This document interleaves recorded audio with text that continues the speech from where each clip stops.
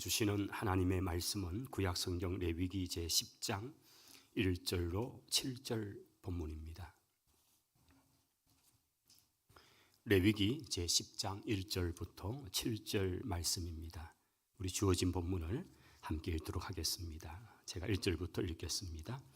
아론의 아들 나답과 아비후가 각기 향료를 가져다가 여호와께서 명령하시지 아니하신 다른 불을 담아 여호와 앞에 분향하였더니 불이 여호와 앞에서 나와 그들을 삼키매 그들이 여호와 앞에서 죽은지라. 모세가 아론에게 이르되 이는 여호와의 말씀이라. 이러시기를 나는 나를 가까이 하는 자 중에서 내 거룩함을 나타내겠고 온 백성 앞에서 내 영광을 나타내리라 하셨느니라. 아론이 잠잠하니 모세가 아론의 삼촌 우시엘의 아들 미사엘과 엘사반을 불러 그들에게 이르되 나와 너희 형제들을 성소 앞에서 진영 밖으로 내고 나가라 하매 그들이 나와 모세가 말한 대로 그들을 옷 입은 채 진영 밖으로 내어내니 모세가 아론과 그의 아들 엘르아살과 이다말에게 이르되 너희는 머리를 풀거나 옷을 찢지 말라. 그리하여 너희가 죽음을 면하고 여호와의 진노가 온 회중에게 미침을 면하게 하라. 오직 너희 형제 이스라엘 온 족속은 여호와께서 치신 불로 말미암아 슬퍼할 것이니라. 여호와의 관유가 너희에게 있은즉 너희는 회막문에 나가지 말라. 그리하면 죽음을 면하리라. 그들이 모세의 말대로 하니라. 아멘. 아멘. 할렐루야. 3월의 마지막 주일 2부 예배 우리 성도들이 함께 모여서 현장에서 예배를 드리고 또 영상으로 예배 참여하는 귀한 분들이 계십니다. 하나님의 동일하신 은혜가 우리 모두에게 함께 하시기를 축원합니다. 내가 거룩하니 너희도 거룩할지어다. 하나님께서 레위기의 말씀을 통해서 우리에게 그렇게 들려주셨죠. 우리가 하나님 앞에 신령과 진정의 예배자로 서는 것은 귀하고 복된 일입니다. 예수 그리스도를 믿음으로 하나님의 자녀가 되고 구원받은 하나님의 백성으로 살아가는 것은 얼마나 복된지 모릅니다. 주를 믿을 때에 주 성령께서 우리 가운데 거의 오셔서 우리와 함께 하시는데 이제 구원받은 하나님의 자녀의 삶은 이제 그렇게 시작해서 거룩한 삶으로 나아가는 성화의 과정 속에 있는 것입니다. 이 성화의 과정, 거룩히 되어감의 과정, 이것은 하나님 우리에게 주시는 참 은혜요 은총의 순간들입니다. 어제보다 더 나은 오늘, 오늘보다 더 거룩한 내일의 삶을 향해 나아가는 것이 바로 성도의 모습이라는 것입니다. 저희들이 레위기의 말씀을 통해서 벌써 오늘 10번째 시간 왔습니다. 출애굽한 이스라엘 백성들이 시내산에 이르러서 하나님께서는 율법과 또 그들과 만나시는 성막의 식양, 즉 설계를 주셨고 그 성막을 아름답게 잘 완성을 했습니다. 그리고 성막에 들어가서 하나님을 만나는 바로 그 제사, 번제와 소제와 화목제와 속죄제와 속건제에 관한 구체적인 방법들에 관해서 1장부터 7장까지 말씀해 주셨죠. 그리고 그 제사를 집례하게 되는 제사장을 세우는 거룩한 예식이 8장을 통해 잘 나타났습니다. 대제사장 바로 아론 그리고 그의 아들들이 제사장으로서 이제는 그의 후손들이 계속적으로 제사장으로서 이스라엘 가운데 나타나게 될 것입니다. 7일 동안 진행된 거룩한 제사장 위임식의 그 순서는 너무나 감격스럽고 뜨거웠을 것입니다.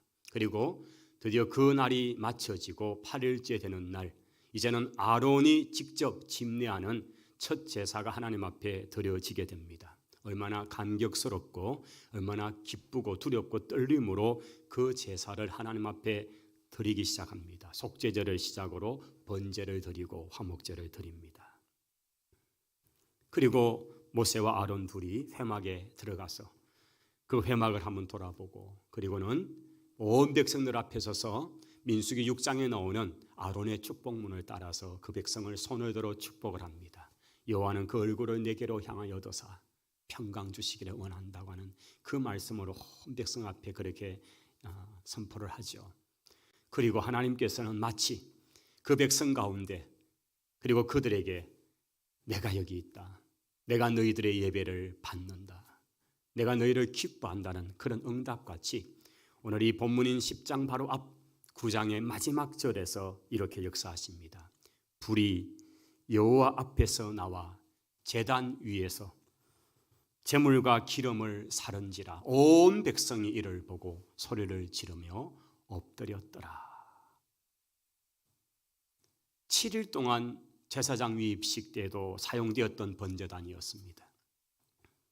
그게 장작 준비된 것으로 그렇게 태워 하나님 앞에 제사를 드렸고, 이제 8일째 되는 날에 아론이 직접 그 속죄제와 번제 제사를 쭉 드렸습니다. 그런데 오늘 이 마지막 부분에 보면 여호와의 불이 나타났습니다. 하나님께서 그 번제단 위에 당신의 임재를 보여주시듯이 그 불이 나와서 그냥 그 제단을 강력하게 태우는데 많은 사람들이 보게 하였던 거죠. 그들이 그 불이 임하는 것을 보고 다 엎드려서 하나님을 경배하고 찬양하는 그런 놀라운 모습들이 연출이 됩니다. 자, 이렇게 9장이 끝이 나고 이제 10장으로 들어오면 이제는 본격적으로 제사장들은 그들의 사역을 시작하고 있습니다.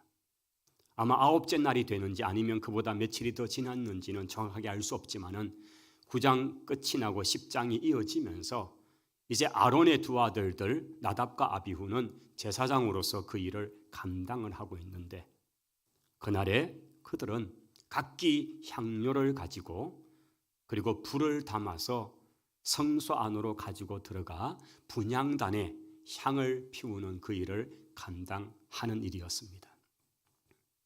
그런데 이 두 아들, 아론의 두 아들 나답과 아비후가 성소에 들어갔는데, 그리고는 얼마 후에 큰 사달이 납니다. 둘이가 그냥 즉사를 해버리고 맙니다.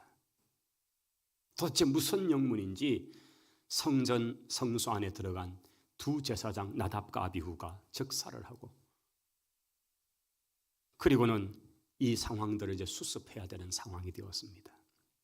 도대체 무슨 일 때문에 이런 일이 났는지 모세는 아마 하나님 앞에 기도하고 하나님의 음성을 잠잠히 기다렸을 것입니다. 상황을 보니까 이렇게 된 거죠. 나답과 아비후가 그날 하나님 앞에 드리기 위한 불을 태워서 드리는 분향단의 불을 위해서 이 뜰에 있는, 회막 안 뜰에 있는, 즉 번제단에 있는 불을 가지고 그 불을 담아서 성소 안으로 가져가야 되는데 그렇지 않았다는 것입니다. 오늘 본문을 보시면 1절에 아론의 아들 나답과 아비후가 각기, 즉 각자가 향료를 가져다가 여호와께서 명령하시지 아니한 다른 불을 담아다가 여호와 앞에 분향을 하려고 했다는 것이지요. 여호와께서 명하지 아니하신 불, 여호와께서 명하신 불, 이것이 무엇일까요? 하나님께서는 그 성소 안에 분향단에 향을 태워서 계속 올려드리는 그 불을 사용하는 것은 번제단에 있는 불이어야 합니다.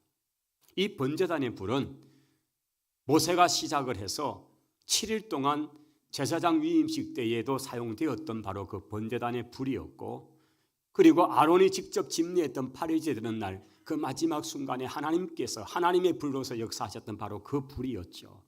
이것이 여호와의 불입니다. 그 불의 불씨를 담아다가 와서 성소 안에 있는 분향단에 향을 태워 올리는 바로 그 예식을 해야 하는 거죠. 그 분향단은 히브리서 기자를 통해서 보게 되면 성도들의 기도와 같은 거죠.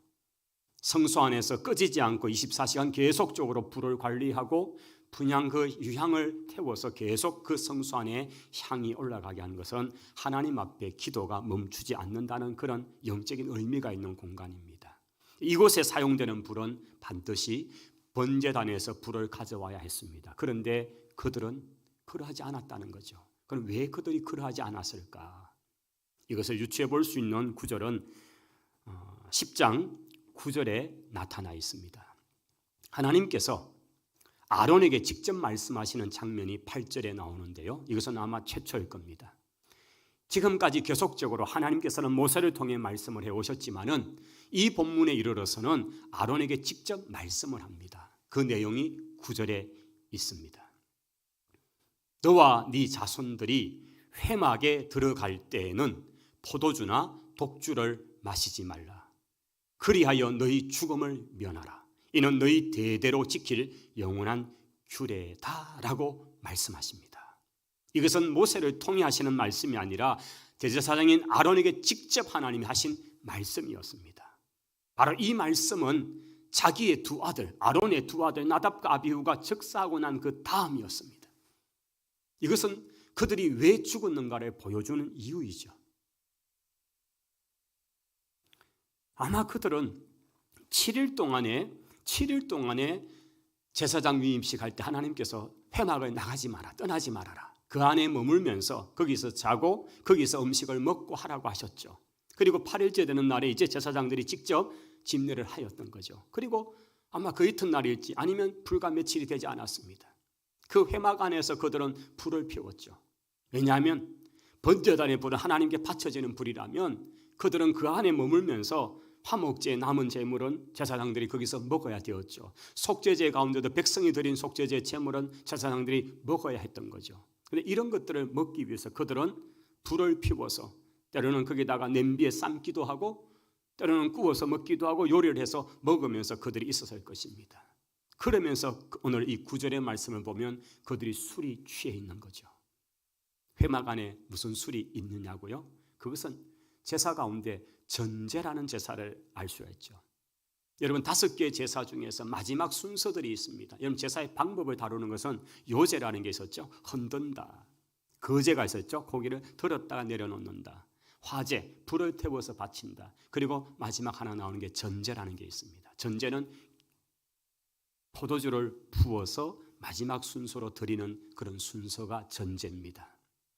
사도 바울이 디모데 성경에서 이런 표현하죠. 나는 전제와 같이 부어짐이 되고 나의 떠날 기약이 가까웠도다라는 말씀이 있습니다. 그것은 바로 구약의 제사의 마지막 순서가 바로 포도주를 부어 하나님께 올려드리는 그런 의식이거든요. 아마 그때 사용되었던 것이 바로 포도주이기도 하고 그런 종류였을 것입니다. 그런데 이 나답과 아비후는 아마 흥청망청 고기를 구워서 먹으면서 그 회막을 떠나지 못하니 그 안에 거하면서 거기서 술을 마음껏 마시고는 그리고는 아마 인사불성이 되었을 겁니다. 그리고는 그들이 하나님이 명하지 않은 그 불을 향료에 담아다가 취한 모습으로 그렇게 성소에 들어가서 분향하였던 거죠. 하나님께서는 두고 보지 않으셨습니다.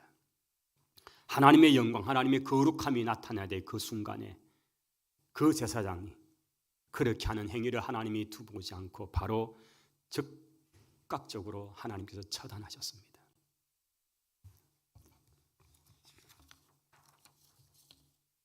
불이 여호와 앞에서 나와 제단 위에 번제물과 기름을 살랐던 그 여호와의 불. 그런데 오늘 본문 속에서 아론의 아들 나답과 아비후가 각기 향료를 가져다가 여호와께서 명령하지 아니한 다른 불을 가지고 이 strange fire라고 나와 있는데요. 낯선 불이다. 이것은 하나님이 명하신 불이 아니라는 것이죠. 그 불을 가지고 그것을 그렇게 태웠던 거죠. 하나님께서는 이것을 망령된 행동으로 보신 것입니다.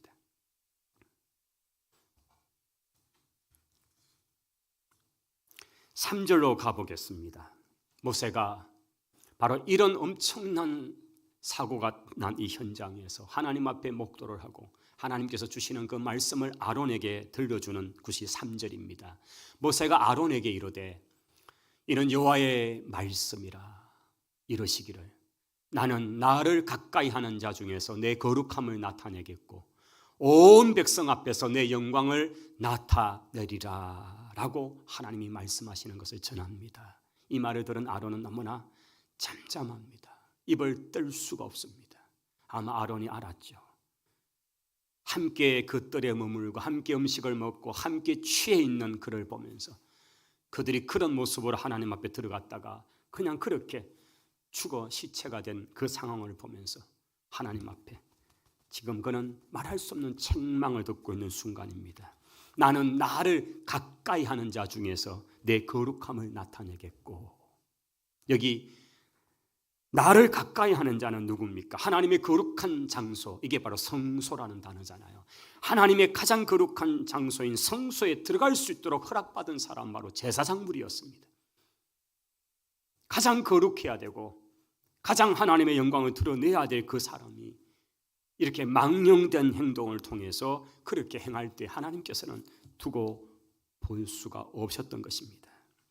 나답과 아비후는 하나님께서 명령하지 아니한 이상한 불로 분향한 것, 이것은 부정한 일이었고 이를 통해 궁극적으로 성막, 회막이 더럽혀졌다는 것을, 즉 하나님이 좌정하시는 그 공간이 더럽혀졌다는 것을 말씀하고 있는 것입니다. 하나님의 거룩이 훼손을 입었다는 뜻이지요.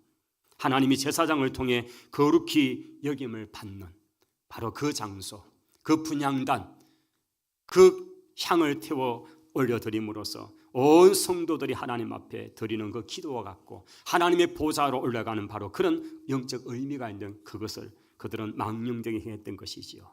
그래서 하나님께서는 이 일을 아주 심각한 일로 보시고 그들을 향해서 하나님께서는 차단하신 거죠. 나답과 아비후는 왜 그랬을까요? 아마 그들은 일주일간의 제사장 위임식을 통해서 온 백성들 앞에 자신들이 너무나 존귀한 모습으로 떠발치는 것을 보면서 그들은 아마 특권의식에, 우월의식에 빠졌을 수도 있습니다. 그리고 결정적으로는 그들이 취한 채로, 그리고는 하나님께서 허락하지 않으셨던 바로 자기 임의의 방법대로 불을 가지고 하나님 앞에 나왔던 거죠. 하나님의 말씀, 계명을 어긴 그였다는 거죠. 하나님은 이 율법을 주시면서 또 이후에 그 백성들에게 계속적으로 반복하는 말씀은 이 계명의 말씀을 지켜 행하라, 이 말씀을 대로 지켜라는 것을 거듭거듭 말씀하는 것을 보게 됩니다. 그런데 하나님의 영광을 보았던 나답과 아비후는 그것을 무시해버렸던 거죠. 그들이 시내산에 도착했을 때에 하나님께서 모세로 하여금 시내산으로 올라오라고 말씀하셨습니다. 그리고 아론과 그의 두 아들 나답과 아비후 그리고 70명의 장로들, 그 백성 가운데 리더들은 중턱에서 그들이 함께 모여서 그 광경을 지켜보고, 그리고 산 아래쪽에는 이스라엘 온 백성들이 그렇게 보고 있었다는 모습이 있습니다. 그들이 바라보았을 때 그 산 정상의 모습이나 산의 모습은 하나님이 강림하셔서 그것은 정말 엄청난 표현할 수 없는 그런 하나님의 의미와 거룩과 영광이 나타나는 장면이었잖아요. 청옥같이 참으로 말할 수 없는 하나님의 영광이 그 시내산에 강림해 있는 장면을 그들이 보고 있는 거잖아요. 그 영광을 보았던 그들인데도 불구하고 오늘 그들은 자신들의 몸을 주체하지 못한 채 그렇게 해버렸던 겁니다. 이제 4절 5절에 가면 나답과 아비후의 시신을 처리해야 되는 상황이 되었습니다. 모세는 아론의 삼촌이 되는 아들 미사엘과 엘사반을 불러다가 나답과 아비후의 시신을 성소에서 진영 밖으로 치우도록 그렇게 말합니다. 왜냐하면 제사장, 지금 남은 가족은 그 일을 할 수 없죠. 왜냐하면 시신의 몸을 대면 더 이상 제사를 집행할 수가 없잖아요. 부정해지니까요. 제사장은 아니지만 그의 친족들, 즉 아론의 집안은 다 레위 지파니까 그들은 성소의 일을 하는 사람입니다. 그래서 그들이 들어가서 그의 형제들을 시신을 수습을 해서 이제 데리고 끌고 나가는 것입니다. 진영 밖으로 가져가서 장사를 하라 그렇게 하셨습니다. 이 본문을 또 가만히 보면 나답과 아비후가 옷을 입은 채로 죽었다고 그렇게 되어 있습니다. 옷을 입은 채로 그렇게 가져 옮겼다는 거죠. 이 본문을 두고 좀 묵상을 하면서 또 토론을 하는 가운데 과연 일반적으로 불에 타서 죽었다면 가장 먼저 옷은 새카맣게 타버렸을 것입니다. 그런데 옷을 입은 채라는 이 표현을 쓰고 있는 것은 어쩌면 옷이 그 형태가 여전히 있다는 의미 같습니다. 그러면 그 불은 단순히 물질적인 불의 의미를 뛰어넘는 좀 다른 부분 같아요. 하나님이 쳐셨던 그 불은 어쩌면 번개치듯이 아니면 어떤 다른 방법으로, 그래서 어쩌면 겉의 모습은 옷이 타버리지 않은 상태인지도 모르겠습니다.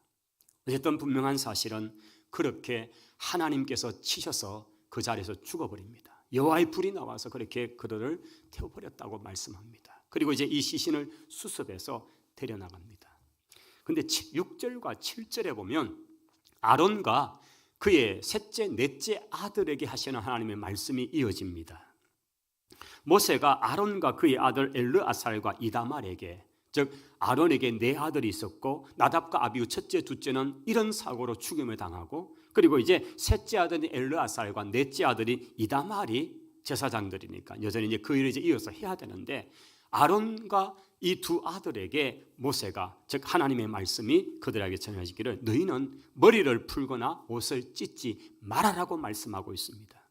머리를 풀고 옷을 찢고 하는 것은 지금도 중동 지방에서 하는 슬픔을 당한 가정이 보여주는 모습입니다. 사랑하는 가족이나 누가 죽었을 때에 그들은 머리를 풀에 찌고 옷을 찢으면서 또 제 먼지를 머리에 덮어서면서 그렇게 눈물로 그렇게 하는 모습들을 지금도 볼 수 있습니다.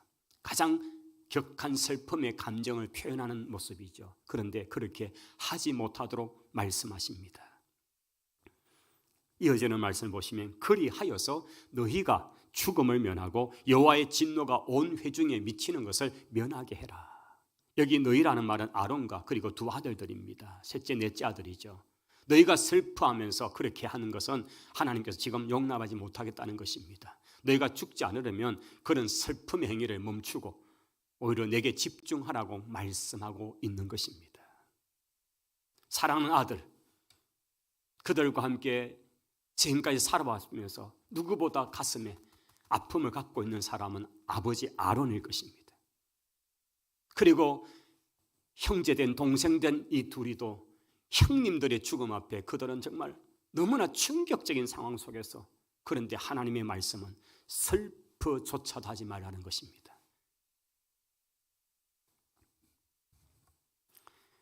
백성들은 이들의 죽음에 대해 슬퍼할 수 있겠지만은, 그러나 지금 살아남아있는 아론과 그의 아들들은 이들의 죽음에 대해서, 그 자식의 죽음과 그 형님들의 죽음에 대해서 슬퍼하지 말라고 말씀하신 것입니다. 오히려 너희들은 이 제사장으로서 그 직분을 여전히 감당하는 것이 하나님 앞에서의 태도다는 것을 말씀합니다. 나답과 아비후에 대한 슬픔을 표하는 것 자체가 하나님께서 지금 분노하신, 하나님께서 지금 심판하신 것에 대해서 유감을 표하는 행위가 될 수 있기 때문에 하나님께서는 그렇게 하지 못하도록 아주 엄하게 그들의 감정마저도 꽉 잡으라고 하십니다. 7절에 이어지는 말씀을 보시면 여호와의 관유가 너희에게 있은즉 너희는 회막문에 나가지 말라. 그리하여 죽음을 면하라. 그리고 그들은 모세의 말씀대로 따랐다라고 되어 있습니다. 관유, 이것은 바로 그들을 기름 부었대 그 기름과 몇 가지를 그렇게 섞어서 만든 특별한 기름이죠. 그 기름을 부어서 제사장으로 세웠던 거잖아요. 그러니 너희 머리에 관유가 있다. 즉 하나님이 너희를 기름 부어 세웠지 않냐. 여전히 살아있는 그들은 제사장들이고, 그들은 사사로운 어떤 감정, 사실은 극한 슬픔의 감정이지만, 그러나 그것은 하나님 앞에서 그런 감정으로 나올 게 아니라 하나님 앞에 예배자로서, 제사 드리는 제사장으로서 역할을 그대로 감당하라고 말씀하는 것입니다.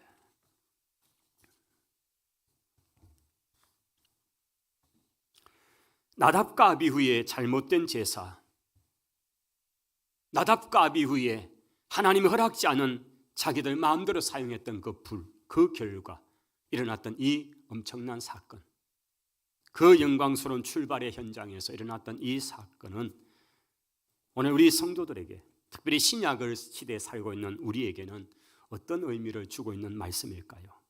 신약의 말씀과 비추어서 특별히 신약 시대를 사는 우리에게는 이 말씀을 다시 한번 말씀에 조명해 봐야 될 것입니다.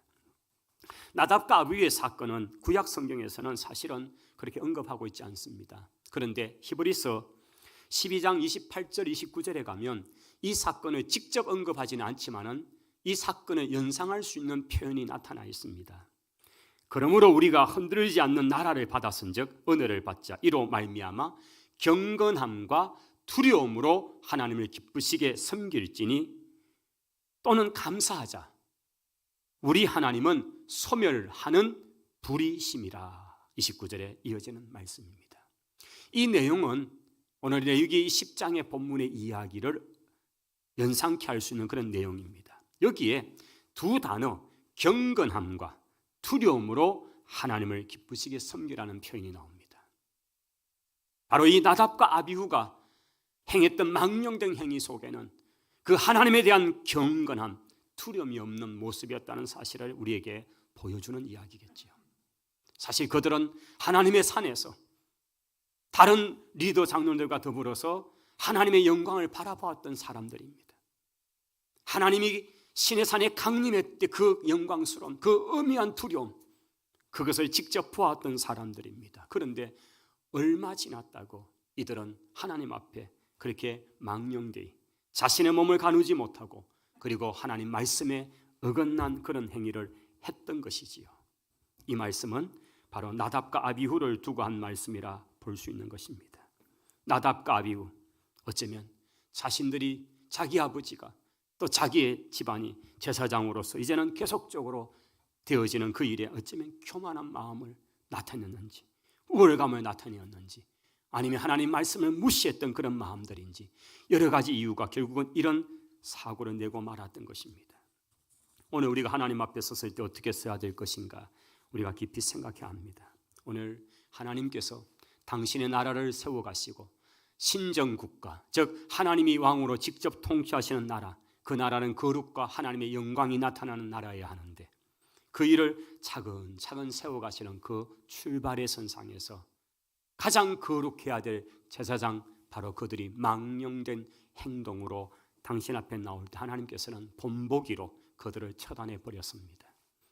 초대교회가 시작이 되고 하나님의 성령의 역사 가운데 참으로 자발적으로 하나님 앞에 바쳤던 아름다운 헌신들이 있었습니다.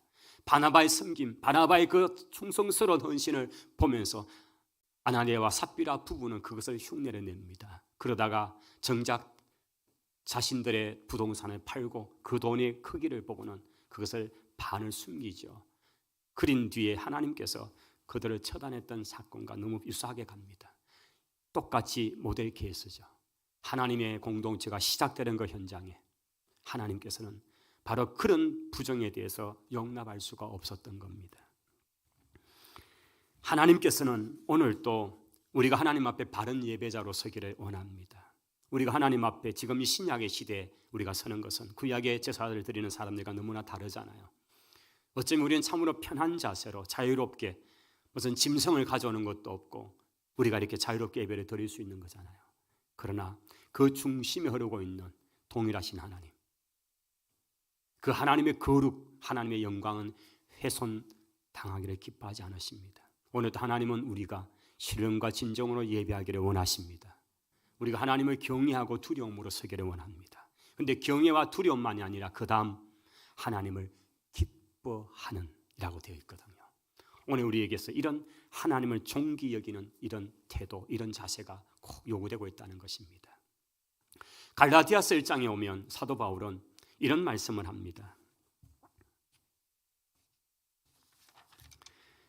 다른 복음은 없나니 다만 어떤 사람이 너희를 교만하여 그리스도의 복음을 변하게 하였다는 말씀이 있습니다. 다른 복음.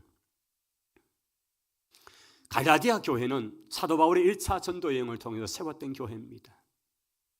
비시디의 안디옥이라든지 르스드라든지 이런 곳에서 복음을 전하다가 돌에 맞아서 그저 완전히 죽은 줄 알고 그냥 시체를 밖에 던지듯이 성 밖에 던져놓았던 상태, 이것이 바울의 상황이었습니다. 하나님의 특별한 은혜로 그가 소생을 하고 겨우 기어다시피 성 안으로 들어옵니다.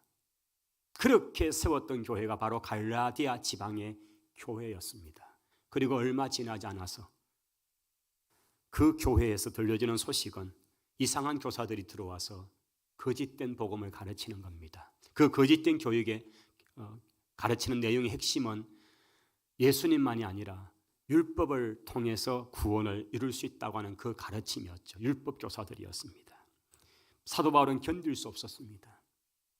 자신이 율법에 가장 열심을 내고 그리스도를 핍박하던 그 인생에서 어떻게 자신이 변화받고 그리스도를 통한 구원의 놀라운 사실을 깨달았는데, 그렇게 복음을 전했던 갈라디아 성도들이 어느 순간에 그들이 변질되어 있는 모습을 보면서 다른 복음은 없다고 외치고 있는 것입니다.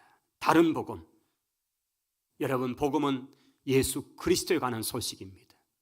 예수님이 우리를 위하여 이 땅에 오셨고 우리의 죄를 담당하시고자 유월절 어린 양으로 희생되시고 십자가에 죽으시고 무덤에 내려가시고 장사되지는 바 되었다가 3일 만에 살아나셔서 우리의 부활의 첫 열매가 되셨습니다. 예수 그리스도를 믿는 자마다 구원을 받고 예수 그리스도를 시인하는 자마다 영생을 얻게 되는 줄을 믿습니다. 이것이 우리가 믿는 복음입니다. 그런데 다른 복음이 들어와서 그 복음을 훼손시키고 믿음으로 구원 얻는 것이 아니다, 우리의 행함이 있어야 되고 율법을 지켜야 된다, 이렇게 가르치는 것들이었습니다.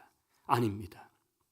만일 너희가 다른 복음을 전한다면 천사라도 저주를 받을지어다 라고 말할 정도로 사도 바울은 다른 복음, 변질될 복음, 가짜 복음에 그는 아주 민감했던 사람입니다.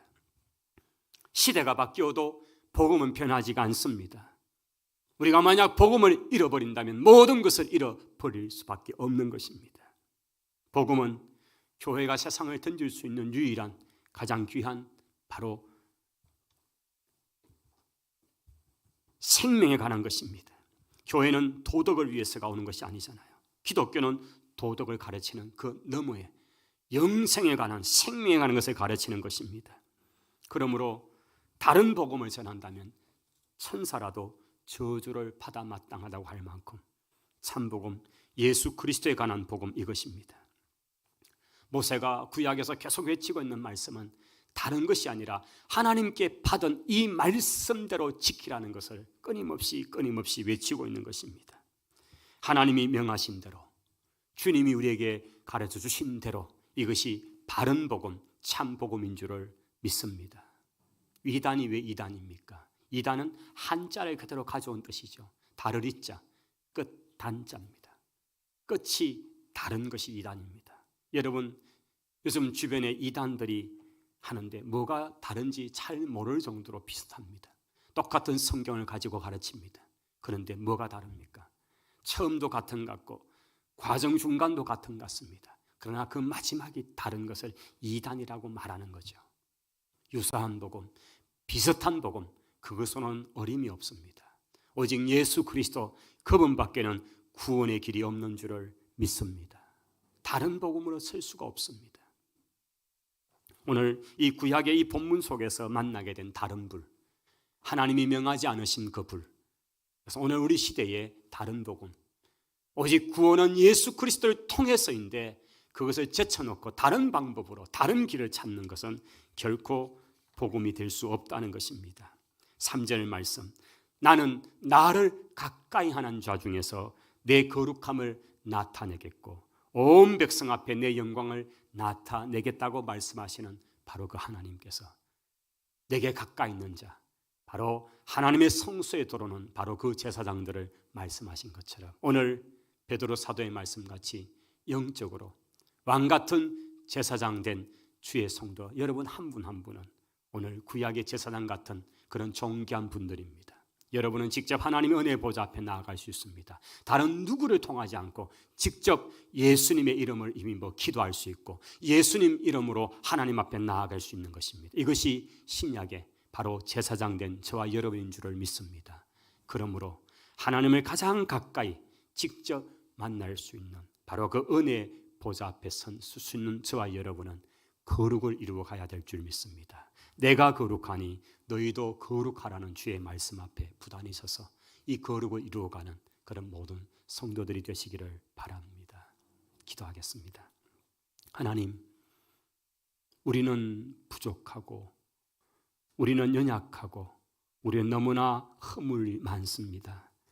그러나 우리의 허물을 그리스도께서 담당하시고 당신의 보혈의 옷으로 우리를 덮으시고 우리를 거룩한 자녀로 거룩한 백성으로 삼아주신 것을 감사합니다.